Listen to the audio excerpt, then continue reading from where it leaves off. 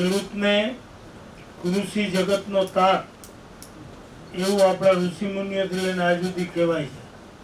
કારણ કે મુખ્ય ધંધો જ આપણો ખેતી હતો અને બાકી ખેતી આધારિત અર્થતંત્ર આપણા દેશનું હજી પણ એ સ્થિતિ છે.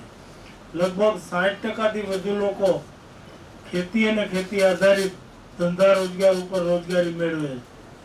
કે આપણે રાસાયણિક ખાતરોનો ન જોતો એટલો બધો ઉપયોગ કરી છે કે જે આપણી ખેતીની જમીનમાં કુદરતી જે કાર્બન છે એ કાર્બનને નાશ કરી નાખે છે.